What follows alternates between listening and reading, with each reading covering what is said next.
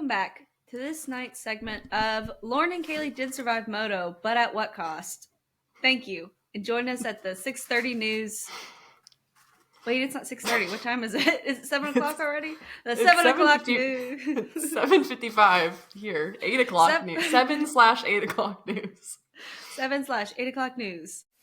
So for those of you who didn't know, Caley and I were in Austin this past weekend for MotoGP at the Circuit of the Americas, working as pit grid marshals, which we did last year. And it's literally my favorite weekend of the whole year. It's so fun. It's Everyone, the best. It's a different kind of fun. And Lauren and I spoke about this a lot this weekend and a lot with the people. Because the great thing about working on pit grid, because it is a smaller team, it's usually a lot of familiar faces. So like all the people that I got the pleasure of meeting last year for the first time at Moto, I met most of them again at Vegas when we worked. And like I would have met them again if I could have done WEC, which I will be doing for anyone who's listening to this. I will be at WEC. I promised you, so I will be there. She pinky sweared, so if she's not, it's going to be a really bad look. And then like we got to meet him again at Moto. So it's nice to like kind of have that sense of community from race to race. But Lauren and I have officially stated, for the record, let the record reflect, Moto is our favorite like race to work, because it's just different going from like F1 is very, you mind your P's and Q's, which rightly so. It's F1. It's one of the biggest and they pay the most money for it to all look very glitzy and glammy. They don't pay us any money, though. No, I paid to be there. So. I pay to work for F1. So that is also maybe a misconception. Lauren and I did not get paid for the time and hours that we put in. We paid to be there. So we paid to work a 35-hour weekend. It's so fun. It's so great. But it's just a different kind of feeling. Like it's a lot more relaxed. It's a lot more of like, you still have to do your work and you have to do it well. Like that is sort of the expectation of wherever you go. But it's not so stifling of an environment. And the team for Moto is just like a little family. Mm-hmm. And I feel like we have more like downtime and like breaks during a Moto weekend to kind of hang out for just a little bit in our like break room and stuff. Mm-hmm. And then also we have more time like after each day to like hang out with each other and like meet up and get dinner and stuff, which is super fun. But I guess we can kind of run through like what we do as pit grid marshals for a MotoGP weekend. So there's lots of different roles that, I mean, you don't have like one job you're doing the entire weekend. But the main thing that we do is help with all the race starts and helping with like making sure the gates are open and like manning the gates that go from the pit lane out onto the track, or holding out the number lollies that show what row to the driver or the riders know which row to pull their bikes in. So the race start. A little bit of context. They are called riders, not drivers. I am still Caley's admitting to this on air, guys. The popular term is riders. I am not of that group. I'm different. I still think it's driver. I still think it should be driver because you drive. You are still driving it. It is a motorized mechanical machine. You are still driving it at some point in time. If there are two people on it, one is the driver and one is the rider. They are not both riders. But I've been told I'm in the camp of the wrong. So, but now I've gotten other people doing it, so it does bring me some joy. Yeah. So for the riders who know what road their like grid slot is in, also operating like the finish tower and like the lights and all the things. Also for Moto, so each MotoGP weekend there's the Moto 3, Moto 2, and then MotoGP. And so the Moto 3 at COTA, there's not enough spaces in the regular garages and pit lanes. So there's like an overflow area like in the back of the paddock. And it's like big tents where I don't know how many bikes there were this year because we didn't. There was 4, I think. 4. So there's only between like 4 and 6 in this overflow area. Basically, there is the last garage at the end is actually just a tunnel that goes all the way through. And so when we make Moto a human 3, wall. Yeah, when Moto3 is having their sessions, we literally make a human wall to help get the riders from their like paddock tents into pit lane and back from pit lane into their rider tents and stop the paddock folk from walking into the middle of it all. We basically deal with safety, which was a new term that like I kind of understood, like we're there for the safety of the riders. See, I said it right. The safety of the riders, the safety of the patrons, the safety of the other like marshals who are there, because there are track marshals in the paddock pit area along the wall. But that was a new term that I had heard that Tony used, our chief, which kind of helped, I guess, depict a little bit more of what we do. We also, along with the regular motos, we have usually a secondary racing series. So last year it was the King of Baggers, right? King of Baggers. And then this year we had Talent Cup. So one issue I have with, I guess, names in general is names in general. I call them the King of Baggins. So that's how they became known as the King of Baggins. And then there's a rider in Moto 2. He's the only American rider, right? I don't think there's any other American riders across any of this year. No, there might be one in Moto 3 now. 3, yeah. I'm not sure. But one of the few. He's a singular, an anomaly. His name is Joe Roberts. Joe Roberts. Okay, there. See, even now I'm not convinced. But he, to our small circle, our small moto family, is known as Joe Paul Rogers. So if you hear us mention Joe Paul Rogers, just know it is Joe Roberts. Joe Roberts. We mean no offense. It's just I'm horrible with names. But so this year we had the Talent Cup, which we affectionately nicknamed Mini Moto because it was much more easier to say than Talent Cup when you're trying to list out Moto, Moto 2, Moto 3, Talent Cup. You just go Mini Moto.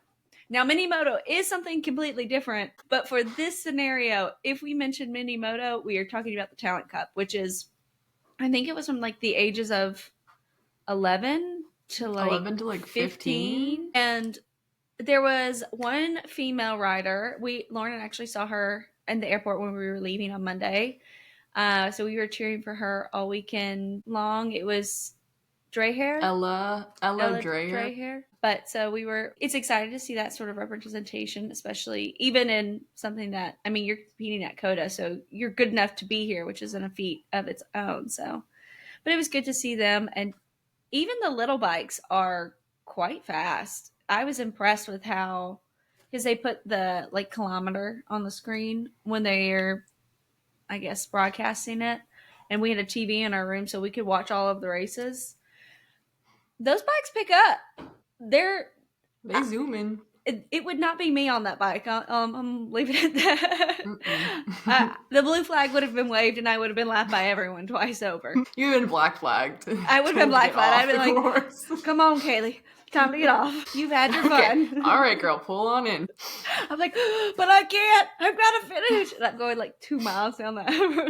I can't even make it up turn 1 because I'm not going fast enough to keep the bike straight. So for the weekend, our main job was we were on the numbers team. So this year I got to be the team lead, which is really exciting since this is only my 3rd MotoGP race. So loved that Lauren honor of being somewhat in charge of my if not strict team lead. Anna and I did come away with some lashes, some demerits, but it was in fairness. So she was a just leader. Thanks. So what the number tents are is they're these like metal tents basically that have the driver numbers on them. So before each start of the race, before the teams all come up and set up all their little team things at all the grid spots, we lay down the numbers in front of each grid spot. So unlike for F1 where there's 2 cars in a row, there's 3 bikes for each row. So we then go out and place these little number tents. So Marc Marquez, for example, got on pole. So in grid spot number 1, there was the 93 tent. So before each session happens, we go and meet with race control and get the official qualifying results in order to lay out and organize our numbers, and then we take our numbers out and lay them out on the grid. I double check it. We call it into race control, saying it's all laid out and ready to go. And then once all the riders grid is set. And then once all the riders come through into their spots, then we pick up all the number tents and then give them to someone else on our team that's standing at each row. in the case people we who need to hold the reset the grid. lollies. Yes. Once you collect your numbers, you typically go and either kind of stand in the middle of your rows, because we broke it out, generally speaking, 3 and 3 and 3, unless we had a little bit less. So you would go and stand closer to your row. That way, if we had to do a quick restart, you're not having to run down the grid and say, oh, I got to go and collect my number 10s from the 3 people I've given them to them. But yeah, it's a really cool job because you get to be out on the front straight, like before the race and like during all like the pre-race build-up, which honestly is like the coolest thing. Like, you know, it's just like all the teams and the officials and the riders and then like you. Mm-hmm. And it's like, what's going on? But it was nice that on Saturday we kind of had like a practice run because we had the 2 Talent Cup races and then the MotoGP sprint. So it was like a little bit less hectic on Saturday to kind of like run through those races and be ready to go for Sunday, because Sunday then became a little bit of a shit show because it decided to rain in Austin. Yep. It was also, Friday, excuse me, my days are mixed up. Saturday was stressful in its own way because we had such quick turnarounds. So we had to bring all the number 10s out and have them under the like pit exit stairs, basically. So that way we could immediately do a quick turnaround for like going from Talent Cup to the Moto Cup, because there's not enough numbers to have repeats. So it basically goes, 0 through 99, but because multiple people have the same number across the different divisions, you're having to reuse the numbers and take them out of the different stacks. So Lauren and Anna and I were like under the stairs, like hustling to get these numbers out from. Well, I didn't even have to do that. That was just you and Anna, because I had to then go. Saturday was even more stressful too, because I was like, okay, I'm like kind of in charge of something.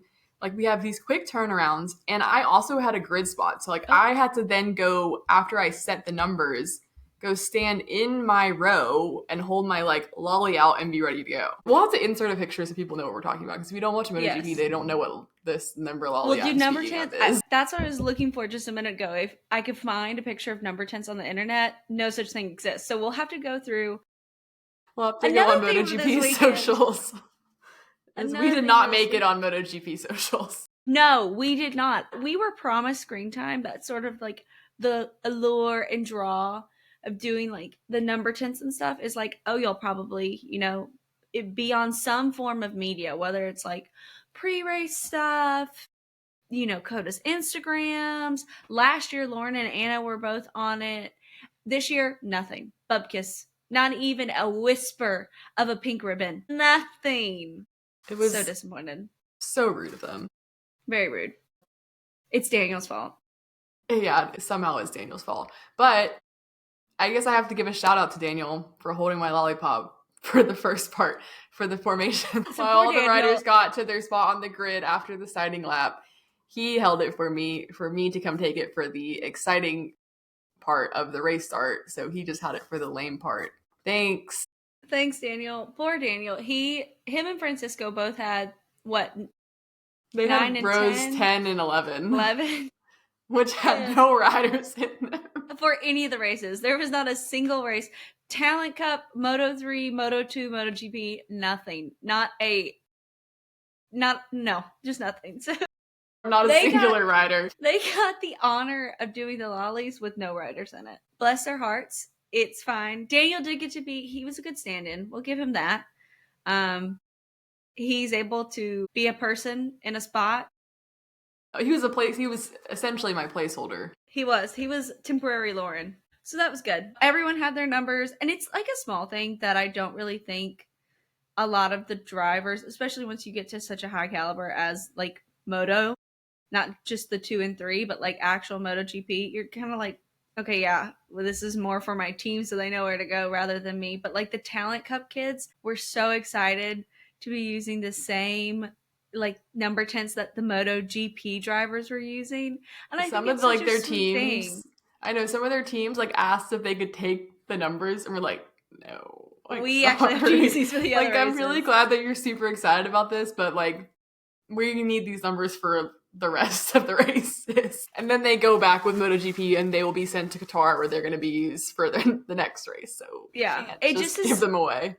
it's a thankless job. No, I'm kidding. But it kind of is because the teams will just like kick them out of the way. And it's our chief calls it butt surfing, where you're like on your hands and knees. And I was very honored. Our team lead, Lauren, graciously bestowed upon me front grid for MotoGP. So I did like Mark Marquez's, Alex, Bagnaya's, and then like the other 2 rows after them. And when I tell you, I didn't truly anticipate having to get on my hands and knees and crawl under cameramen to get these number 10s, because then, of course, the teams put these basically like line slacks into like a little cubby, but it's 5 feet from the box so that cameramen aren't, all up in their space. I get it. But then there's me having to like crawl under, like reaching back. And I'm like, excuse me, trying to grab these hard number 10s that have been either like pushed out of the way, or someone's like standing there and I'm like tapping on legs, like I'm trying to get through. And then at the front of the grid is where all the like cameramen, like the cameramen move back through the grid. But in the front, when you're trying to get it, everyone's like kind of, it's almost like a C, like people are going like this. And so I'm like trying to like turn around and like curtsy, and they're giving interviews, and I'm like, okay, I'm gonna go around and because I can't go through. And one of the, I guess they were camera techs or whoever the people were who were like helping the cameraman, he stuck his arm out and he's like, nope. I was like, oh well, thank you, I'm glad I wasn't on camera, but like I gotta go get the rest of them. I gotta go get the rest of them, thanks. He was hot, so shout out to him. Keep looking fine. But it's like when you're doing the front, I mean, when you're doing any of it, especially when you're doing the front, because I was at the front last year, you like it doesn't sink in that because you're so focused on like grabbing these little tents and like diving around people's butts that like you're right by like Marc Marquez and Alex Marquez and like all these guys sitting ready about to start the race. And it's like, that's not even a thought in your mind that, oh, Marc Marquez is right there. It's like, I need to get this freaking 93 up. Like, why are these people in the way? Get out of the way. It's like, you're annoyed. It's like, gosh, how dare people want to talk to Marc Marquez? Like, I'm like, get I away. just wish everyone would leave him alone. Like, go. It really is like that, because I didn't even think, I was just like, okay, focus on the number 10s. I've got 3 other rows to do after this in a short amount of time, and I've got to push through all these people, and then I've got to get back, and then I've got to move for this. And it's just like, go, go, go, go. Like Marc Marquez, I could have had a whole conversation with him and I would have been like, okay, time to leave. And it just I would have just, whatever, cool. Yeah. And then it's like all of a sudden it's done and you're standing on the side of the grid, like listening to the national anthem, and you're like, what just happened? Like, what's going on? What? Like, because then you like your heart rate starts to come down. It's like you kind of then get to soak it up once, and then you have to get the heck off the grid. Then they say boot, scoot, and boogie away. Yeah. And then Marc Marquez decides to run and create mass chaos for literally everyone in the hopes that people will, in fact, follow him. We should have known that, and we all talked about this, like, throughout Sunday. Sunday was going to be an absolute mess because our day started out with the drone strike. Yep. On COTA. So one of the governing bodies of COTA. Yeah, we won't name the acronym. Well, yeah, they can stay anonymous. They will say they know who they are. For our sake and the ability to come back and work next year, everyone, these are all hypotheticals and they will all rename anonymous hypotheticals. So hypothetically speaking, there was a drone strike? A grown man drone striked us, or I guess grown woman, we won't discriminate, right into the gantry lights. It was during track inspection. So I was out like on the pit wall doing track inspection, and Caley and Anna were watching all this through the window. And we were like, what? Did something all just of a happen? Sudden, we just kind of see, out of the corner of my eye, just like see something going on. I'm like, what's happening? And then after track inspection is done, they're like, a drone flew into the gantry light. It broke the gantry light. It's hanging out. The drone is smashed. Like they have to open the gate. They go sweep up and like collect the drone particles. And then the warm-up, like the morning warm-up session for MotoGP is about to happen, but they have to fix the gantry light, obviously, because that's like a whole safety thing. So it only got delayed like 5 minutes, but I was like, if that set the tone for how the day was going to go. So the way that race day went. So we would have the Moto 3 race, then the Moto 2 race, and then the MotoGP race. Mm-hmm. So on Friday, it rained that morning. So like all the practice sessions were kind of wet, but it wasn't like rain. It's kind of like that misty, drizzly, like damp. There were some puddles, but like not really true standing water. Yes. So we did have some rain in the weekend. Saturday was dry. It was like very sunny and hot for the sprint race. Very different conditions to Friday. Going into Sunday, it was supposed to also be sunny and like good conditions. Then all of a sudden it decided to switch up on us and rain. So the Moto 3 race was like in the morning. It was like at, I don't remember, like 11 o'clock. And it was dry for that race. Then it starts to drizzle when we're out for the Moto 2 race, getting ready to set up the number 10s, and they call for it a wet race, meaning that way the riders can either run on slick or wet tires. So most of the grid ended up running on the wet tires, which for the Moto 2 race was the right choice because it was actively drizzling pretty much the entire race. Mm-hmm. There were a few riders who took the chance on slicks, and it did not pay off. Joe Paul Rogers / Joe Roberts being one of those, who I think was starting like 19th, and I guess it's like might as well gamble, but he ended up coming last of all the finishers, so it didn't really pay out for him. 27 riders? I did too. There were 27 riders. 2 of them DNF'd. He came in 25th. We'll let you do the math. We do actively cheer for Joe Paul Rogers. Like, he, as a fellow American, we always do wish him well, but it was just like disappointment. He came P2 last year. Yes. And we got to see him on the podium. And so this year we were like, had high hopes for him. Like, oh yes, like, come on, get on the No. We should have known after qualifying when he got P19. So then it stops drizzling and the track kind of starts to dry up a little bit. And then we're back out again on the grid to set up for the MotoGP race. And all of a sudden, starts sprinkling again. And like, there was a lot of back and forth on whether it was actually going to rain or if it was going to miss us. Like, depending on what weather report you listened to, who you were talking to, either it would have started raining immediately in 2 hours, or it was going to get like sprinkles the entire way. So no one was really sure. I think at one point I asked Lauren, I was like, should we run and go get our ponchos that we wore on Friday just in case? But so there was a lot of like kind of undertone of buzz of, is it going to rain? Is it not going to rain on the grid as the drivers were starting up? It was then declared a wet race.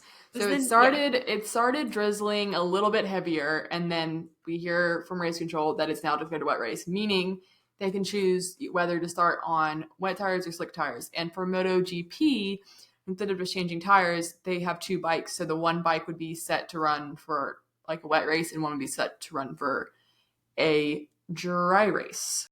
Mm-hmm. So it took them a little bit longer to get out of pit lane and go onto the formation or the siding lap, because some of them decided we're going to put slicks or we're going to put wets or whatever before they eventually start going. And then on the siding lap, Fabio Quartararo crashes. On the siding lap, he went out on slicks. So then a lot of people who were like, oh, maybe we should put wets on because Fabio crashed. Because then he was late to get his bike on the grid, because then he had to go change his suit because his suit was all scuffed up. It was a hot mess. It was. But then the true chaos ensued. True chaos ensues. So subterfuge, chaos, and madness. I feel like that sets the tone. That's all you need to know about the first 10 minutes of the race. Actually, before the race even starts. The first 10 minutes of the race, those are the only 3 descriptive words you need. So later, a video comes out of Marc Marquez talking with either a race engineer or someone on his team, plotting, scheming. Yes. Planning on the downfall of any organization we had priorly set up. Basically asking, like, what's his brother on? What is his teammate on? What are some of the other drivers racing? Like, what tires they're on? And he goes, okay, have them start up on the second bike. Like, prep the second bike for the other tires. And then, and mind you, this video didn't come out until after the race. Like, I didn't hear anything about it. Obviously, he was the first one running down pit lane, so we knew he had to be planning something. And when I'm telling you that minute clock got down to like what, a minute and a half? After they called the 3 minutes, warning. He gets off his bike, up and booked it, runs off the grid, starts sprinting down pit lane to get his second bike. And like a flock of children following after a teacher, half the grid comes with him. Next thing you just see rider after rider just full on booking it down pit lane. And we're like, what is going on? Like, we're all standing on the pit wall looking at each other like, are you seeing what I'm seeing? What it felt in like the a heck fever dream is happening? We saw Mark go, and then I think I saw. Then all of a sudden I see just like 5. Suits. Yeah. And then I was like, oh, so Mark's gone. I was like, does he have to? I think the first thought I was like, does he have to use the restroom? Like, he's cutting it awful close to race start. If he's it's like I gotta pee before this. I really gotta pee before I go. And then people started bringing in bikes. Like, the team started like hauling down the pit lane with the bikes. And I'm like, oh, so it's not a case of I waited too long and drank too much water. They are trying to do something here. Switch bikes around. It was, and then someone posted, I think it was Moto, that it was like 10 years ago today. Mark Marquez he did the exact same thing at Coda during qualifying. He just left. So, I'm gonna go with a different And it was literally 10 years later. It was like in 2015. So you might be wondering, why did Marc Marquez decide with 3 minutes to go before the warm-up lap to get off his bike and sprint down pit lane? That is a great question. He was hoping that what happened would happen. Mm-hmm. Because if this was a rule change that happened back after the 2018 right? Argentinian Grand Prix, that if more than 10, keyword being more than 10 riders leave the grid before the start of the race, then the start will be delayed. So Mark was hoping that with him running off his bike to go switch for the slick tire bike, a lot of people would also be like, oh crap, if Mark, who's on pole and an 8-time world champion, is doing this, we should probably do this too. And it worked. Because it did. In 2018, they realized that it's not conducive for a safe race to have more than 10 more than 10 riders starting from the pit lane for safety purposes. So that is why if you have more than 10 people go to leave the grid to either switch bikes or I guess whatever other reason why they want to leave the grid, you have to do an aborted race start. Yes. So if he didn't get enough riders to follow him, which he technically didn't, which we'll get into that later, then he and those other riders would have to start from pit lane and then do a long lap, essentially like a drive-through penalty. Mm-hmm. Only a total of 10 drivers ran off the grid, which shouldn't have technically led to a delayed start. They should have still started as usual with the guys who ran off the grid starting from the pit lane. Mm-hmm. So what MotoGP put out in their official statement or in the official articles was that the delayed start was due to safety concerns because of the scale of chaos, and then also Vinales was running back down the grid looking for his bike. I don't really know what was going on with that. And they said, given the number of riders' bikes and pit staff on the grid and in the pit lane area, it was impossible to start a warm-up lap. But we know that that's not entirely true, allegedly. Because allegedly there was a miscommunication on information in race control reported. Instead of them saying allegedly instead of saying allegedly, hypothetically speaking, it might have been reported there are 11 bikes off track instead of 11 bikes on track. Allegedly, hypothetically, this did not exist. This conversation is not real.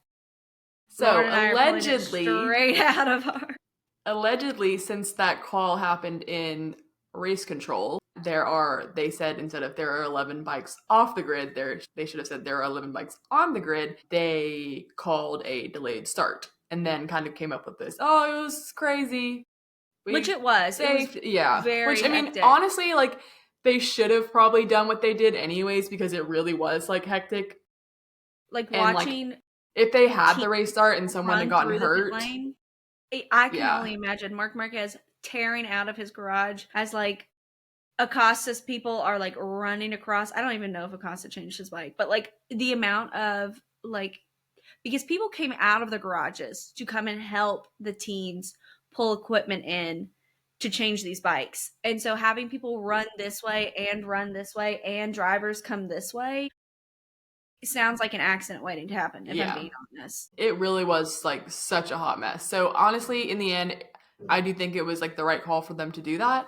So because of that, basically, then they did what's like called a quick start. So they all then go back out for their little siding lap, come in, I guess their warm up lap, and then they just start. And they also reduced it by one lap because of, so instead of 20 laps, we did 19. And I mean, in the end, I guess karma of scheming Marc Marquez caught up to him because he did crash out in the end. And Lauren called it. She said he's either going to win or he's going to crash out this race. It's true. That's what he does. Marc Marquez form. He did win the sprint race. He won the sprint race from pole, and his brother came second. And then his teammate came third. So then during the race, there were a couple other crashes, I think just because there were still some like slick portions on the track, and then everyone ended up running the race on slick tires. So sad. Including Zarco, who Caley was cheering for. Zarco! Right, with like 3 laps to go, Zarco crashes out. But there was a couple of them. I can't remember who all crashed out. I know my favorite rider, which repping with my hat, is Brad Binder. And his teammate crashed out.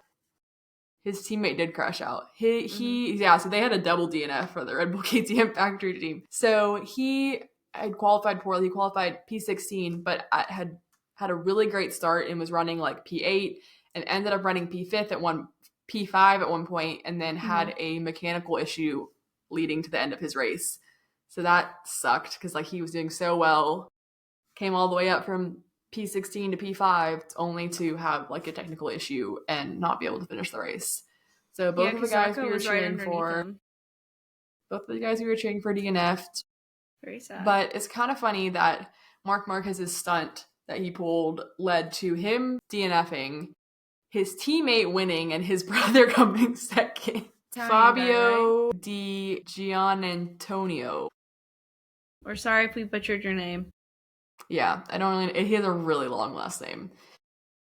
Name P3. We got to watch the whole race from pit lane, from the pit wall, really which is very, very cool. And then kind of towards the end of the race, we started working our way down pit lane towards where pit in is, because that's where the podium was going to be, to get some prime front row spots for the podium celebration, which is honestly one of my favorite parts about working like the race weekend, is that you get like a primo podium watching spot. But I'm trying to think, is there anything else that like major interestingness that happened that week? Oh, the safety car crash. The safety car, yes. So and during the like kind of like this, like, you know, when all the riders are kind of gridded up, then the safety car goes around just to make sure like the track is clear or whatever. The safety car crash, I think in turn 15, which is like a low speed corner. It's not like one of the high speed sections of the track. Spins out and crashes into the barrier. So that also happened.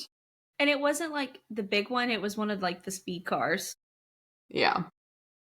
Embarrassing. Like the BMW M5. Like you should not be bidding it into the wall in a low speed like section of the track. But alas, they did. So there was also an incident with they keep a medical helicopter on site in case anyone needs to be airlifted. And someone who works for Coda backed into one of the rear rotors, I believe, is what they were saying. So we had to have a second one brought in because the first one was no longer operational. This all happened allegedly, in case anyone tries to come for me. And that person probably got fired because that's an expensive accident to cause. So chaos was the theme this weekend. Well, without further ado, because we are both running on fumes, we love and adore all of our loyal listeners, new, old.